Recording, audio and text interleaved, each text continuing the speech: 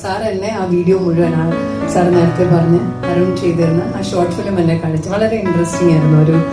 ഒരു നല്ലൊരു ത്രെഡ് വളരെ കുറച്ച് സമയം കൊണ്ട് വളരെ മനോഹരമായിട്ട് ചെയ്തു വെച്ചു. എന്നോട് പറഞ്ഞ ഒറ്റ കാര്യമാണ്, കുറച്ച് പുതിയ ചെറുപ്പക്കാരാണ്, അത് സിനിമയെ ഭയങ്കര ഇഷ്ടപ്പെടുന്ന ഒരു കൂട്ടം ആൾക്കാർ. ഇതൊരു